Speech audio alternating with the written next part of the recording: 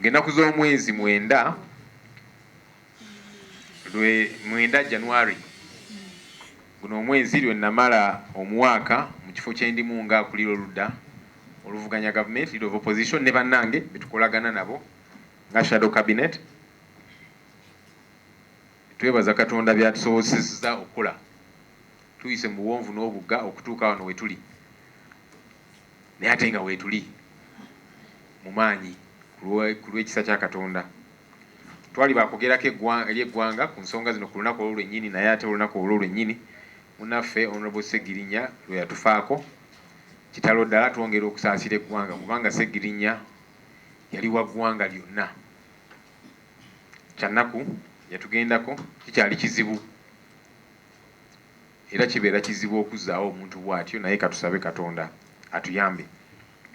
Ng'ennaku z'omwezi mwenda January 2024 nga ntwala obuvunaanyizibwa buno bwe ndimu, najjukiza Parliament obuvunaanyizibwa bwe nnina okulondoola emirimu gya gavumenti. Kiri mu ssemateeka, kiri mu rules of procedure zaffe okulondoola gavumenti, kugiteekako akazito ku nsonga ez'enjawulo, mu luzungu keeping the government in check.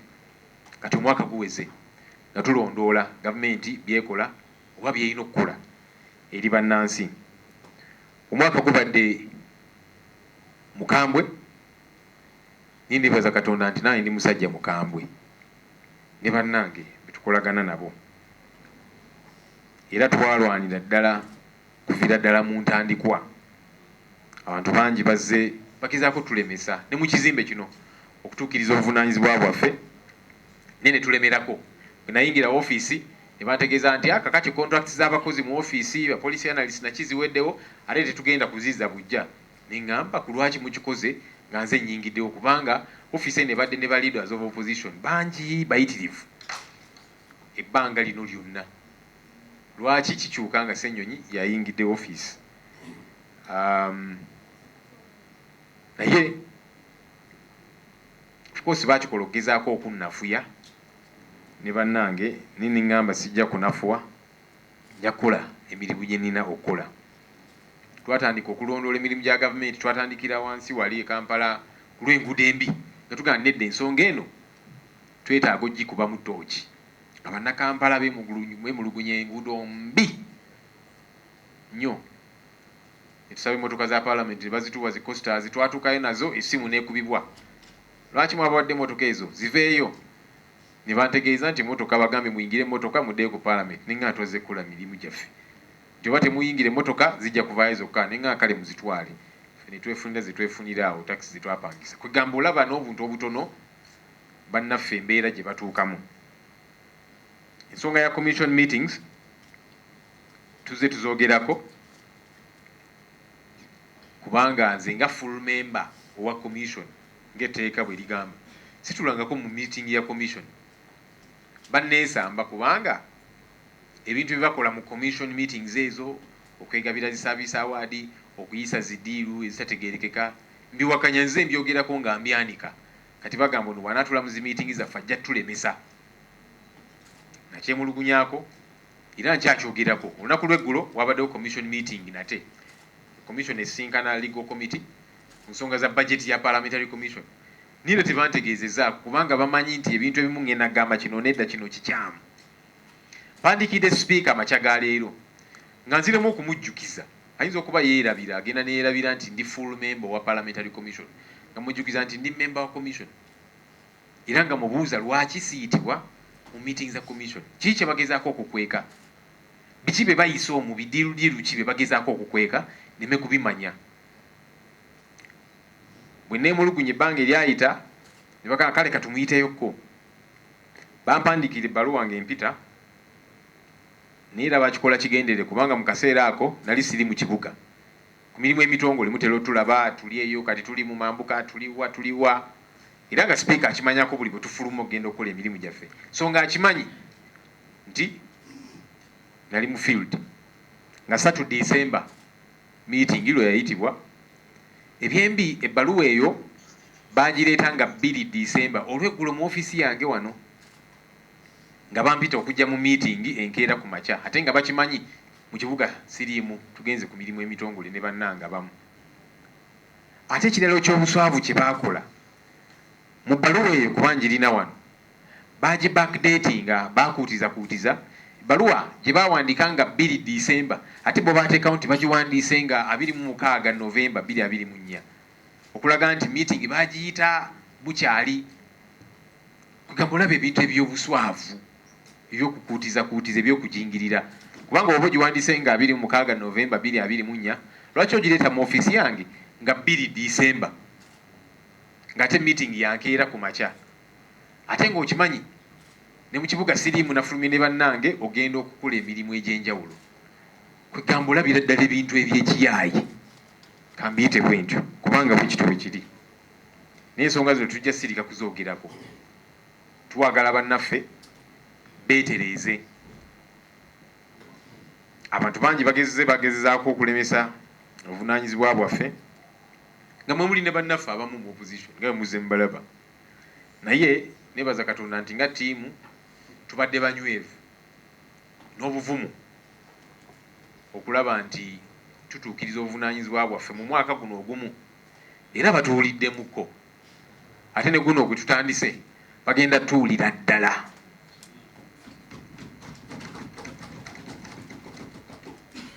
lwe nayingira ofiisi eno nze ne bannange ne twanjula ensonga 3 ze twali tugenda okuteekako essira ensonga ez'essimba okulwanyisa obuli bw'enguzi obuweereza obutali butuufu poor service delivery n'okutyoboola eddembe ly'abannansi human rights violation ez'essatu era tukyaziremeddeko paka kubanga ezo ffe tulaba nti bannayuganda zesinga okubabonyaabonya ssente zaabwe zibbibwa obutabalika 10 buli mwaka ezirina okuzimba enguudo ezirina okuteeka eddagala mu malwaliro n'ebirala tebafuna buweereza nga bwe kirina kubeera service delivery eddembe ly'abannansi lityoboolebwa bawambibwa ne basibibwa ku bisanga ebijweteke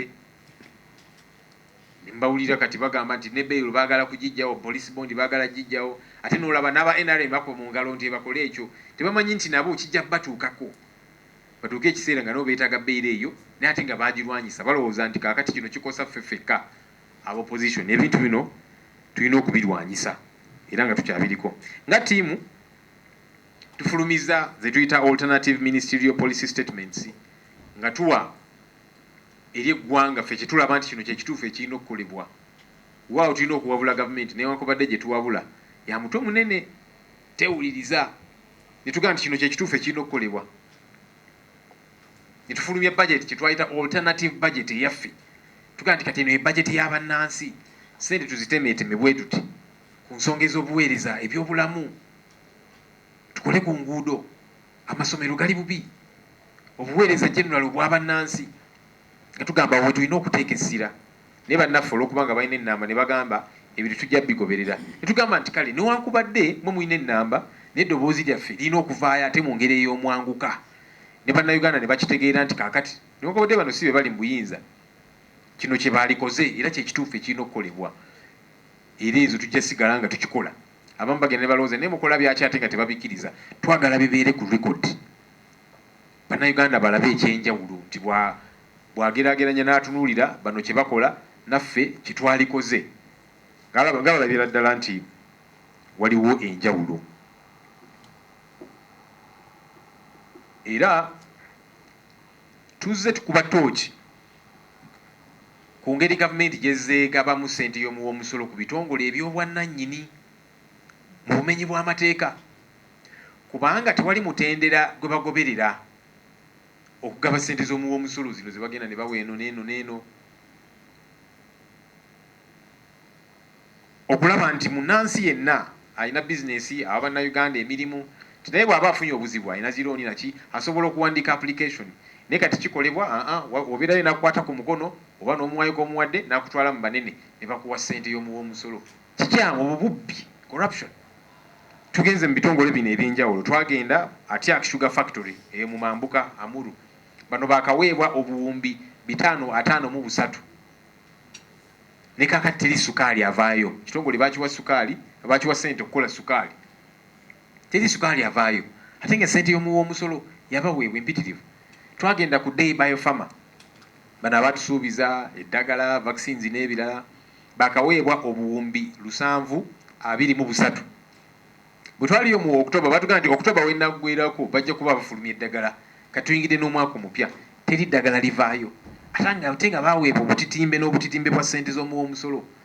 Twagenda ku loko abo bo tebaatukkiriza na kuyingira bakaweebwa obuwumbi 263. Abo balina n'okuzimba parliamentary chambers ezaali zirina okuggwa emyaka egyayita nene kaakati obeera oli awo owulira bakoonakoona teri kigenda maaso. Owulira just nnyondo ze zikoonakoona naye ne weebuuza kyekigenda teri. Ate nga parliament esaasaanya obuwumbi n'obuwumbi okupangisa ebizimbe bitwetoolodde ofiisi z'ababaka bastaff n'abalala.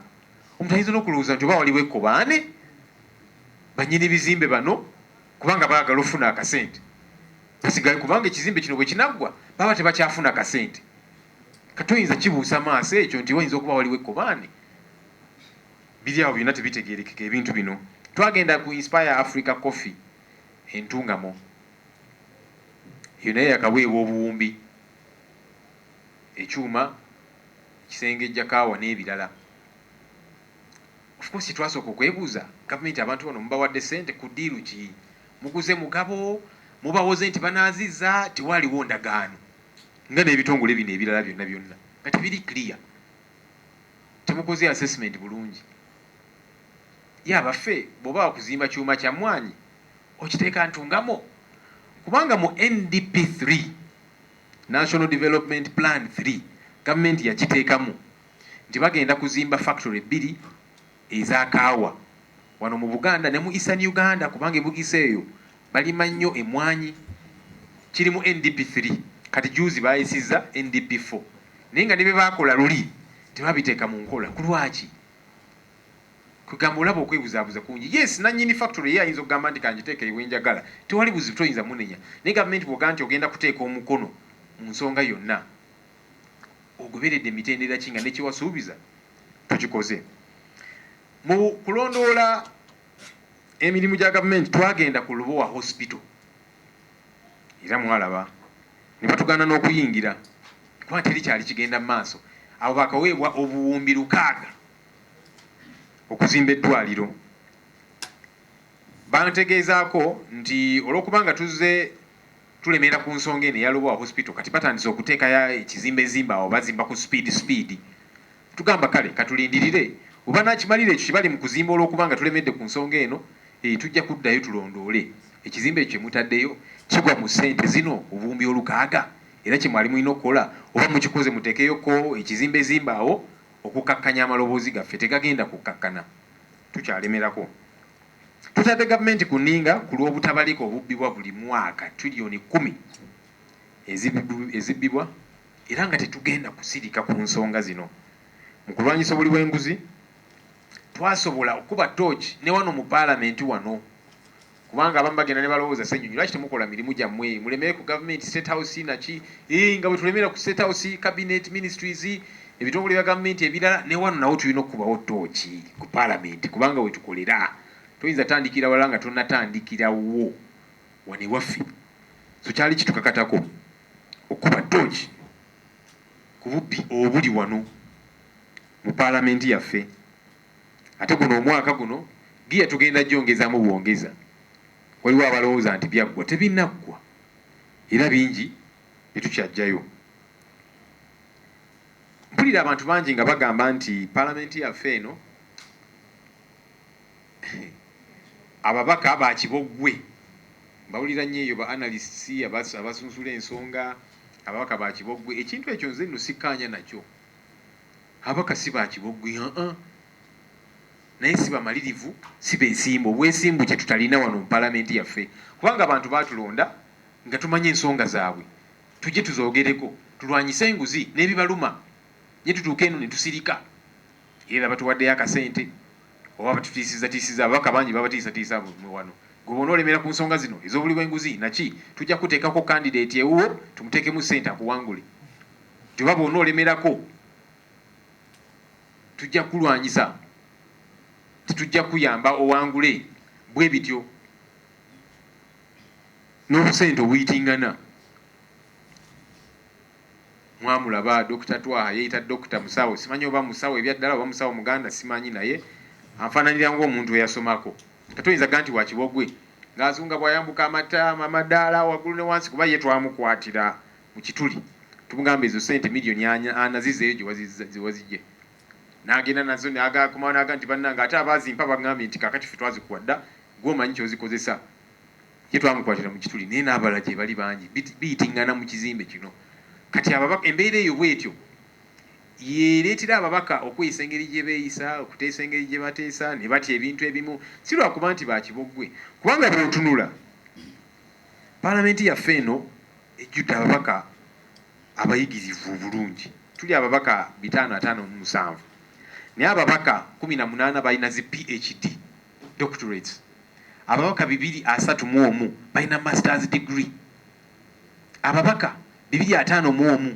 balina bachelor's degree ababaka 37 balina diploma kati abalina senior 6 certificate bali 16 bokka kubanga eyo ekkirizibwa mu mateeka kasita obanga olina senior 6 wagisoma so kati abaakoma mu senior 6 bali 16 bokka kati ogamba otya nti paalamenti ya Kibogwe bana bokka be balina certificate ze basomera eyo bawa equivalent naye abasinga olabira ddala nti bayivu kati oyinza gaa nti abantu abo bayivu tebamanyi kyakukola basobola okwebuzaabuza nedda lwa mbeera eno eriwo tutula n'omulabaka asobola okusayininga ekiwandiiko nti kakati bano tubagobe kubanga babbi n'amala neyebuzaabuza nti bampuddiisa tetumanyi kusoma kubanga ono omubaka kakasa alina waagwa either alina certificate ya senior 6 oba ki amanyi okusoma oluzungu webuzaabuza otya nti nze bampuddiisa ninduza bamukangakanga ng'amaze okubisayininga obwesimbu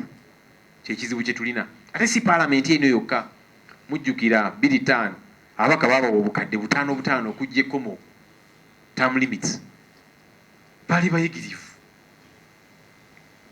paalamenti ewedde baaweebwa obukadde 29 okuggyeko mu ku myaka so kati obuzibu bwe tulina obutali bwesimbu kubanga n'abaliwo nga basiniya bagamba nti bo babitegeera nnyo nakibabadde ebbanga lino lyonna ku nsonga ez'enkizo tobawulira naye ate bawulira nga bagamba nti obuzibu bwe tulina bannaffe abali wano aba Kibogwe kati gwe atali wa Kibogwe lwaki osirika ku nsonga ez'enkizo ng'ate oli mubaka wano kati ndowooza olaba obuzibu bwe buva ffe nga ffe tujja sigala nga tukozesa platform gye tulina okubanja obuweereza n'okukozesa ssente y'omuw'omusolo obulungi nga bwe kirina okubeera n'okuwa eddembe ly'abannansi ekitiibwa gavumenti ng'eyita mu bitongole byayo ebya security n'abalala bongera okutyobola eddembe ly'abannansi abantu bangi battiddwa bangi bawambiddwa bakyabuze John Bosco Kibalama Prime Minister Nabbanja yatugamba oyo twamukwata tukyamubanja n'abalala